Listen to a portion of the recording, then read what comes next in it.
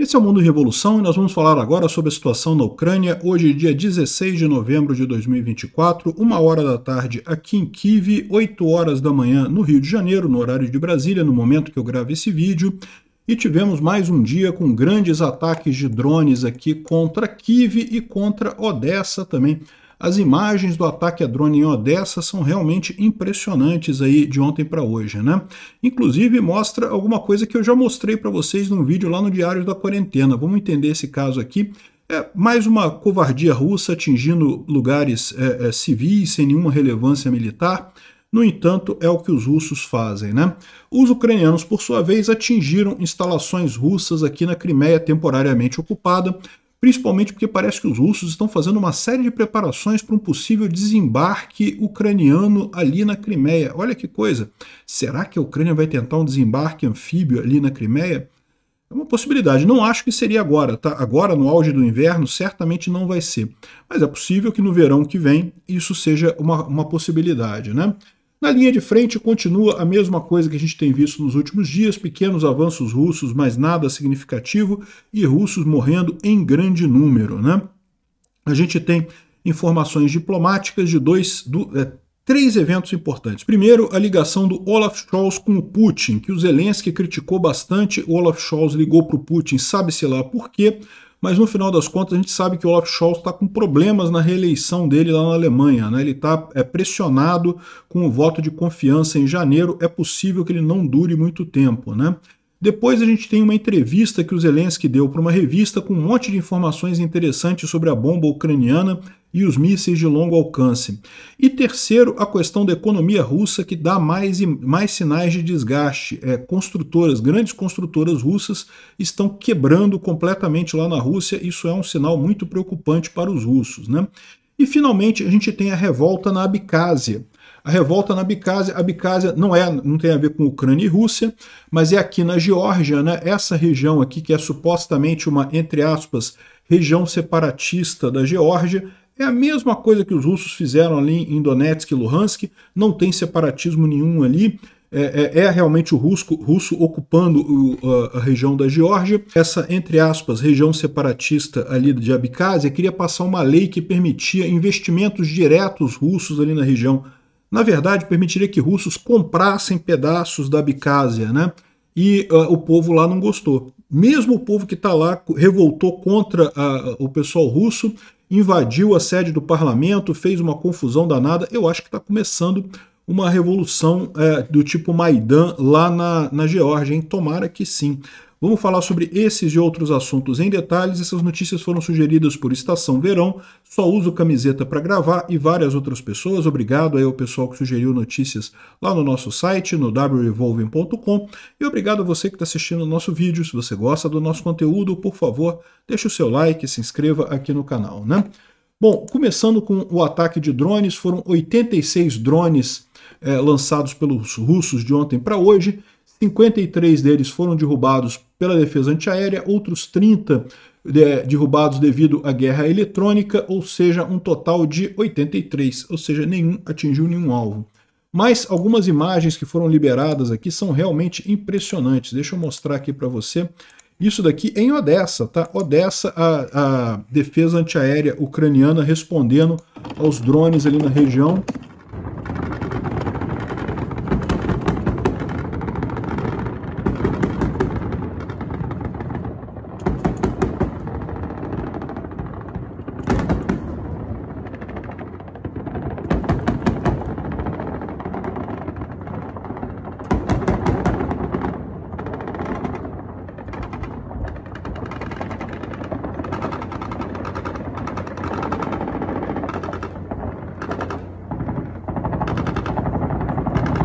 Impressionante, né? Muito forte mesmo a defesa antiaérea. Curiosamente, ontem eu liberei um vídeo lá no meu canal Diários da Quarentena, justamente falando sobre Odessa de forma geral, um monte de coisa aqui das coisas acontecendo, e eu gravei essa cena aqui também da sacada do meu hotel, tá? Isso aqui é a sacada do meu hotel.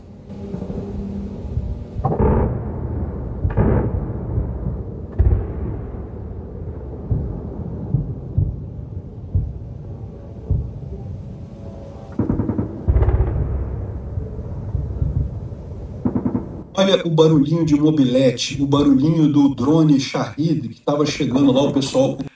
Enfim, se você quiser ver esse filme, esse vídeo, eu vou deixar o link aqui na descrição desse para quem quiser dar uma olhada lá no canal Diários da Quarentena. O canal Diários da Quarentena é o meu canal de vlogs, tá? Que eu faço vídeos aleatórios de onde eu tô e coisa e tal. Aqui eu falo um pouco sobre Odessa também, passei um pouco lá em Odessa e, enfim, esse tipo de coisa, né? Então eu vou deixar o link na descrição desse vídeo aqui para quem tiver interesse. Bom, os ucranianos, ao contrário dos russos, não visam instalações civis, visam instalações militares, né? Então teve um ataque ucraniano aqui em Chornomorsk, é esse cabo aqui nessa região aqui, o cabo chama Tahankukti, e a cidade chama Chornomorsk, foi um ataque feito pelos ucranianos aqui, e também em Evpatoria, que é nessa região aqui, né? Aqui, ó, Evpatoria, essa região aqui. Então, 2 ataques ucranianos aí de ontem para hoje contra instalações militares russas aqui. Não dá para ver nada aqui, tá? Só ouvir o barulho mesmo.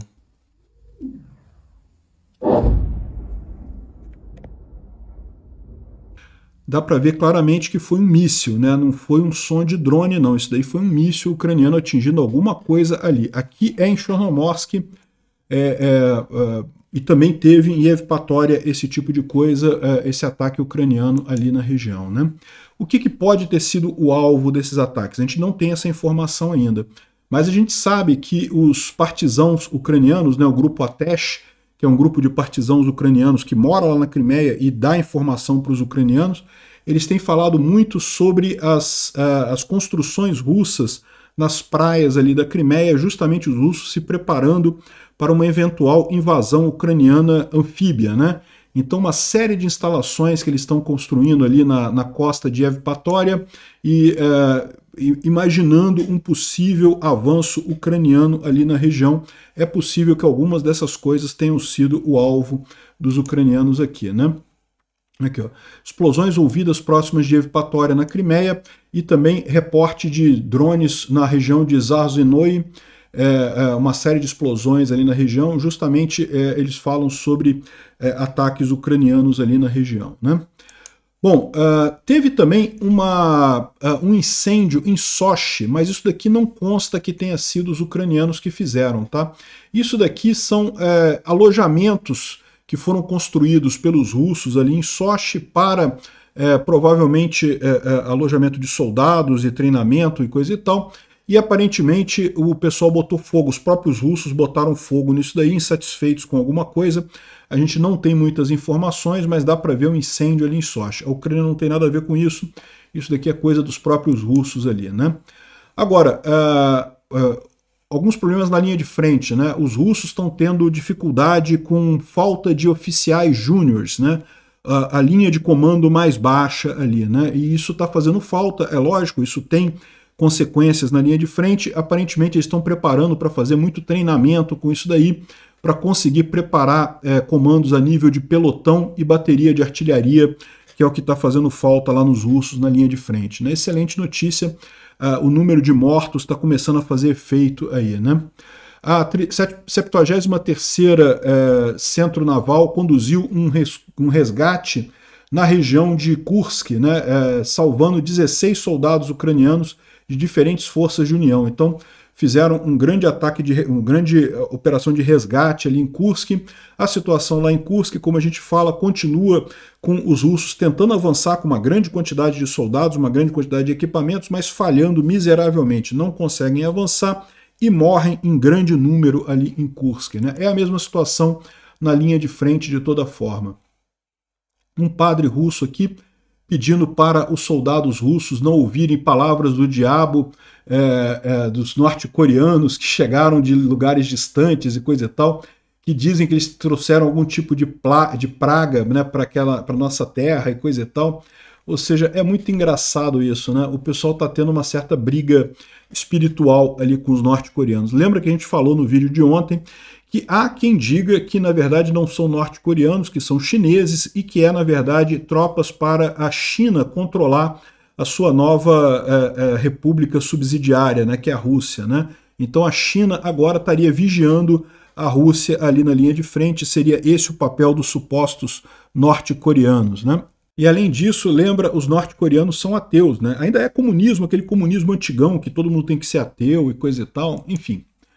Bom, aqui teve mais algumas imagens de ataques em outros pontos da linha de frente. Aqui um tanque sendo atingido por um Javelin. Mas, via de regra, a gente não tem nenhuma mudança significativa. A gente vê aqui um avanço russo aqui na região próxima a Kupiansk, mas um avanço numa região estrategicamente pouco relevante aqui, próximo de Berestov, né? Então, nada significativo aqui. Aqui é a situação ali perto de Pokrovsk. Pokrovsk está aqui para cima, Kurakhove está aqui para baixo. É preocupante essa situação aqui, mas não teve nenhum avanço significativo aqui de ontem para hoje. Aqui Kurakhove é mais visível aqui, né? Esse avanço aqui de cima não é significativo. Continua Berezhsk, essa cidadezinha aqui, nas mãos dos ucranianos aqui, mantendo ainda algum controle sobre Kurakhove. É lógico, a gente imagina que os ucranianos estão recuando nessa região, não é mais factível manter Kurakhove e essas cidades aqui, mas é importante justamente você ter esse tempo para evacuar, né? É importante que os ucranianos não abandonem completamente a coisa e seja uma retirada, um recuo ordenado nessa região, né? E aqui em Rivnopil, os russos tomaram novamente Rivnopil, é uma cidade que já tinha sido tomada pelos russos antes, os ucranianos retomaram ela e agora os russos tomaram novamente, né? Enfim, é aquela ideia ucraniana de não lutar por cidades, não tentar manter cidades, não tem nenhuma lógica isso daí, é preservar recursos para fazer ataques decisivos, muito mais importante mais adiante. Em Chassivyar, os russos avançaram aqui em Klishivka, mas como eu disse para vocês, Klishivka não importa mais. No momento que os ucranianos perderam essas trincheiras aqui no norte de Klishivka, Klishivka se tornou totalmente impossível de ser mantida. Era só questão de tempo isso daqui, né? Em Toretsk, nenhuma mudança aqui, os russos continuam tentando avançar, mas nada, nenhum avanço real aqui. E finalmente em Kursk também a gente continua basicamente na mesma situação aqui, só russos morrendo, sem conseguir avançar absolutamente nada por aqui, com os ucranianos fazendo defesa em profundidade, né? Eventualmente os russos avançam, mas sofrem contra-ataques ucranianos e morre mais um monte de russo por ali. Situação continua a mesma. Como mostra aqui o Lviv Jornal, esse blogger militar russo aqui, ele mostra obituários, né? Ou seja, toda vez que morre um soldado russo, eles colocam, toda vez que eles têm a informação de que oficialmente morreu um soldado russo, eles publicam aqui um obituário militar nesse blog do Telegram russo, né?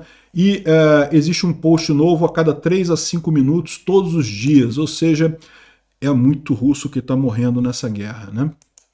Bom, o Instituto para Estudo da Guerra não traz nenhuma novidade significativa aqui, mas a gente tem um monte de novidades do ponto de vista diplomático, né? Ontem teve uma conversa entre o Scholz e o Putin. Não teve nenhuma novidade, o Scholz deu um ultimato para o Putin, falando para eles tirar as tropas da Ucrânia e não sei o que lá, fingindo que é macho, o Scholz, né? Aquele cara quando finge que é macho mesmo, tira as tropas e não sei o que lá, mas os Scholz, você não engana ninguém, meu amigo. Todo mundo sabe que tu tá aí desesperado porque vai ter o voto de confiança em janeiro e muita gente está apostando que ele não sobrevive a esse voto de confiança.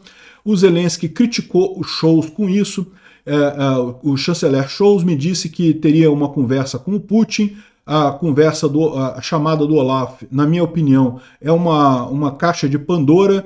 Ou seja, agora vão haver várias outras conversas, outras ligações e coisa e tal, um monte de palavra. Isso é exatamente o que o Putin sempre quer, que tem que botar essa discussão, conversar com os líderes europeus como se fosse possível uma solução conversada. Não é, mas aí nesse meio tempo o Putin evita que outras medidas que efetivamente podem resolver essa guerra sejam tomadas, né? Então, mais uma vez, o Scholz vai ficar perdido, não mandando o Taurus para a Ucrânia, sem tomar novas ajudas para a Ucrânia, porque está negociando e essas negociações não acabam nunca, porque não é interesse do Putin acabar essas negociações, é interesse dele congelar a ajuda europeia para a Ucrânia, né? Então, é isso que o Putin quer. é muito importante para ele enfraquecer o seu isolamento, e se ele consegue conversar com o Scholz e coisa e tal, ou como conversou com Macron em uma época, isso dá a ele a impressão de que ele está menos isolado, né? Ou seja, enfraquece a posição da coalizão europeia. Muito triste esse tipo de coisa, e ele está avisando aqui, não vai haver um Minsk III, precisa haver paz real, né? Ou seja, os ucranianos não aceitam mais um congelamento de linha de frente como foram os acordos de Minsk em 2015, em que realmente a Ucrânia estava retomando Donetsk, estava acabando com os russos ali em Donetsk, iria em seguida retomar a Crimeia, mas aí a Europa forçou a barra, não, tem que parar porque é paz, precisamos fazer paz, discutir diplomaticamente, coisa e tal. Congelou a fronteira ali no Donetsk e em Luhansk. Para quem não lembra, tá? Em 2014, a Rússia chegou a tomar aqui o Sloviansk, Kramatorsk, toda essa área aqui, ó, era tomada pelos russos. Aí os ucranianos, o exército ucraniano foi lá e retomou toda essa área aqui, iria retomar Donetsk, iria retomar Luhansk, iria retomar toda essa área aqui, mas aí entrou a Europa, não, vamos fazer um acordo, fazer paz, e aí resolve diplomaticamente. O Obama entrou nessa história, não, que a Ucrânia tem que negociar e coisa e tal. Congelaram. Essa linha vermelha que você vê aqui é o acordo de Minsk II, né? Que foi o acordo feito o acordo de Minsk I, depois Minsk II, foi o acordo feito justamente para congelar a fronteira e negociar depois diplomaticamente. A negociação nunca aconteceu, o que aconteceu foi a Rússia se preparar para fazer mais invasão e continuar forçando aqui a tomada em Donetsk, né? Então, ou seja, dessa vez também a Ucrânia não aceita outro acordo desse tipo. Isso é um recado muito importante. O Boris Johnson, ele falou que, ele colocou isso, realmente o Zelensky está completamente correto. Esse negócio de ficar batendo papo com o Putin só vai enfraquecer a resolução europeia, é tudo que o Putin quer no final das contas. Não há nenhuma vantagem em negociar com o Putin e falar com o Putin, né? Bom, houve uma outra entrevista que o Zelensky deu para uma revista em que ele falou sobre os mísseis, os 4 tipos de mísseis domésticos que a Ucrânia está desenvolvendo. Nesse momento já estão em fase de testes, né? E mísseis, é lógico, vocês sabem, são uma coisa fundamental na questão de armas atômicas. Se a Ucrânia pretende ter uma bomba atômica, ela precisa de mísseis para lançar essa bomba atômica sobre os russos, né? Então, essa entrevista do Zelensky foi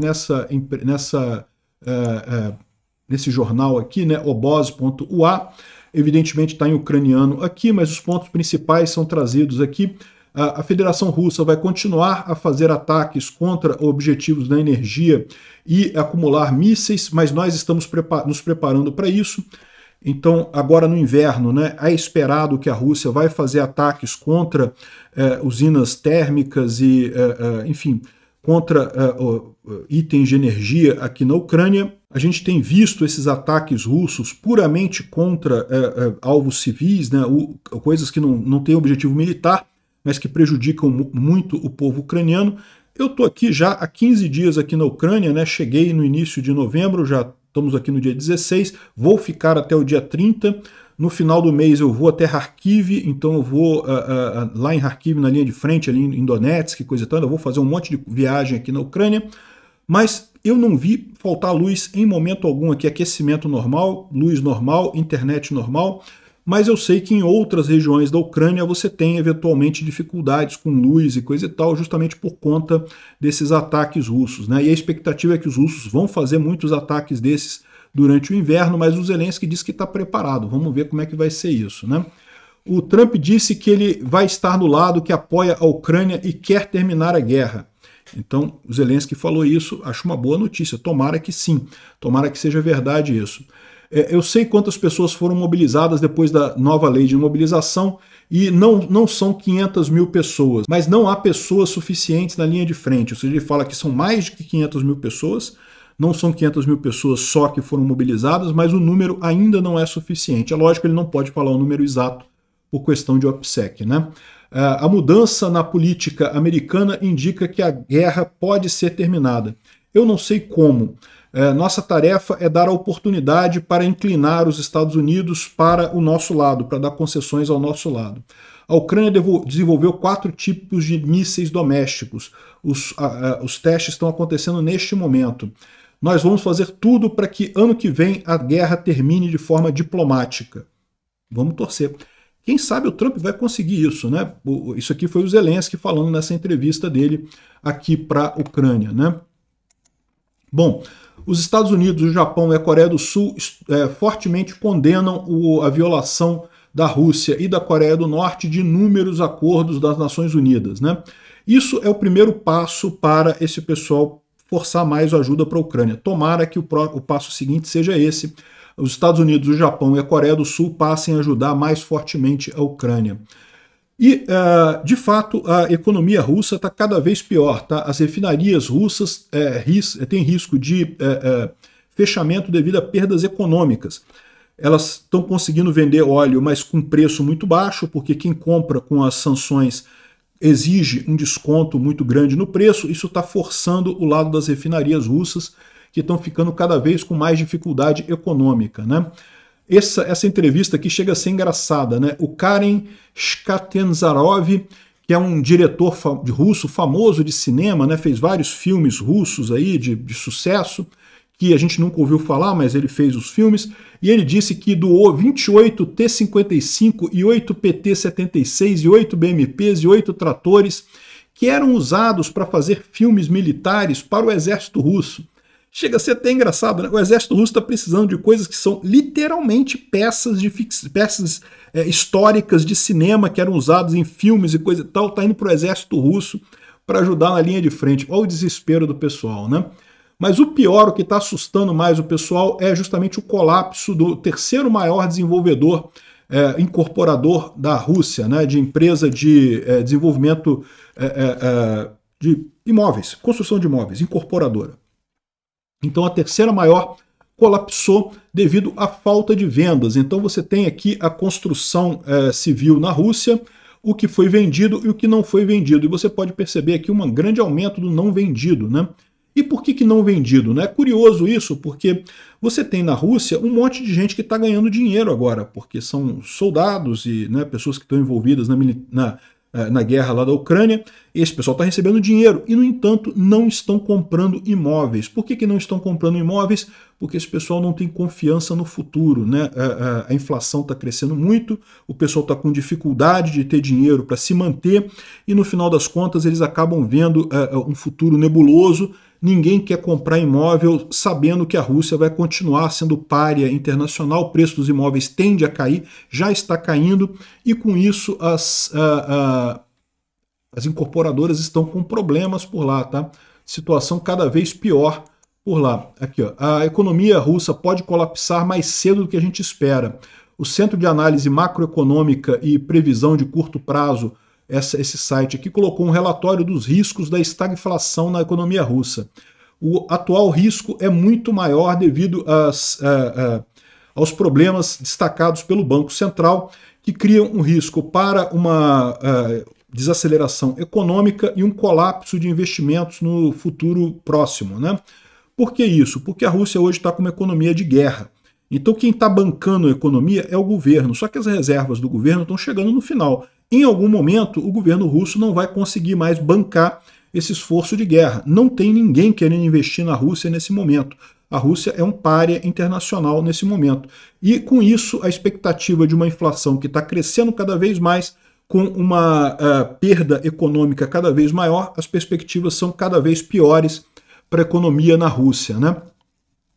Então, eles estão falando aqui também sobre falta de mão de obra qualificada, o que é evidente, né? Muita gente indo para a linha de frente, dá mais dinheiro do que trabalhar em outros lugares. Enfim, um relatório bastante crítico aqui da situação econômica russa em breve. Eu acho que colapsa esse ano ainda.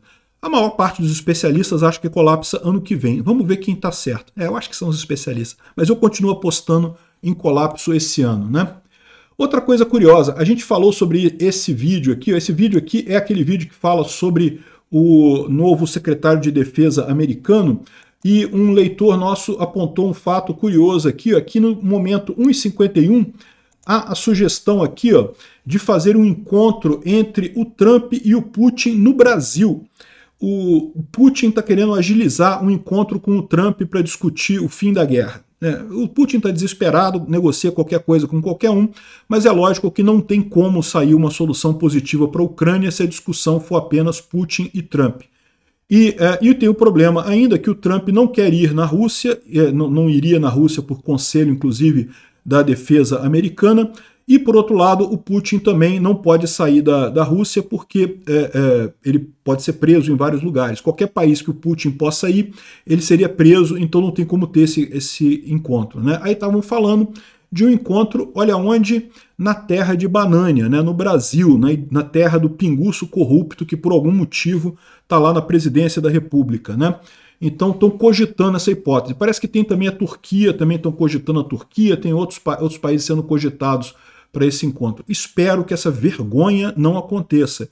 Se acontecer, espero que não aconteça no Brasil, que seria uma vergonha ainda maior para mim como brasileiro, né? Bom, um ponto importante, o que está acontecendo na Geórgia. A Geórgia, para quem não sabe, é esse outro país aqui que sofre de problemas muito parecidos com a Ucrânia, né? Da mesma forma, é um país em que a população quer se livrar da influência russa, quer se ligar à Europa, porque entende que tem uma ligação histórica e cultural muito maior com a Europa do que com a Rússia, e também pelo aspecto econômico, né? Fazer parte da comunidade europeia é um excelente incentivador econômico, né? A economia da Geórgia, como tantas repúblicas socialistas, soviéticas, né? Ou seja, o pessoal que estava ali na cortina de ferro, a Geórgia fazia parte da União Soviética, né? Ela está totalmente destroçada pelo comunismo, mas a expectativa do povo da Geórgia é justamente fazer um acordo, entrar para a comunidade europeia, e exatamente por esse motivo a Rússia invadiu aqui a Abcásia e a Ossétia do Sul, justamente criando aqui repúblicas, entre aspas, separatistas na região. É o mesmo modus operandi, né, que começou lá em 91 com a invasão da Transnistria aqui na Moldova. Era o mesmo caso, a Moldova queria se associar à Europa, queria entrar para a área de influência da Europa, da OTAN e coisa e tal. A Rússia foi lá, invadiu, criou uma, entre aspas, república separatista para tentar impedir isso daqui. Fez isso com a Geórgia em 2008 e agora fez com a Ucrânia, com a Crimeia e a Donetsk e Luhansk, inventando essa história de região separatista que nunca teve. Ah, mas as regiões aqui da Ucrânia falam russo. É verdade, né? Donetsk fala russo, Odessa fala muito russo também. Tá diminuindo, tá?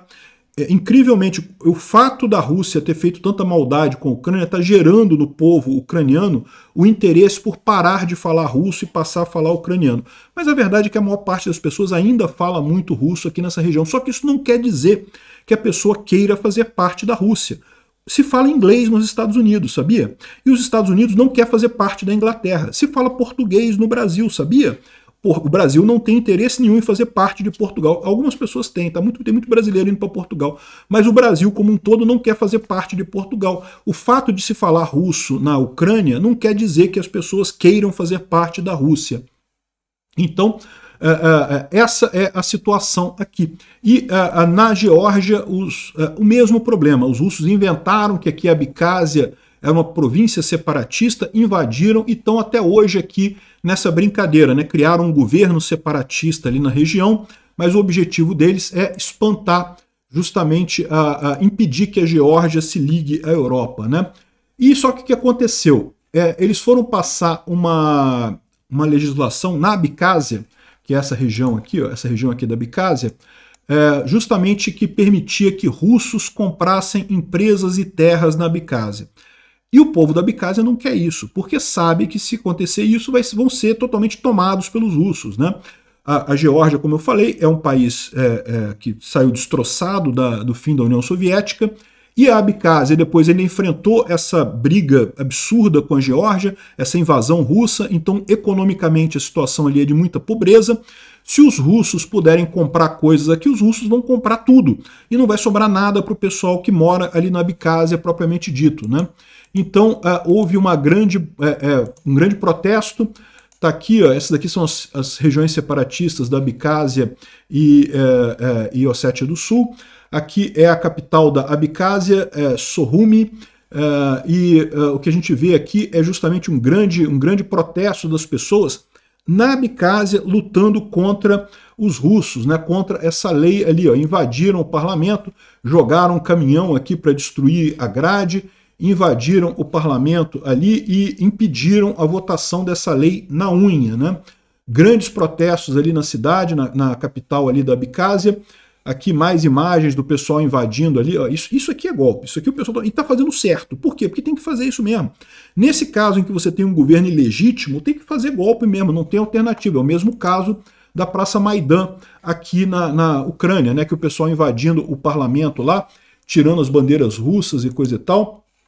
Aqui o presidente, entre aspas, da Abcásia, que é na verdade um fantoche russo, né, o Aslan Bazargina, falando aqui que não vai assinar e não sei o que lá, e que dizem os rumores que ele está escondido numa base militar russa, ou seja, ele já pode ser declarada a vacância dele e o povo já pode tomar o poder lá na Abcásia.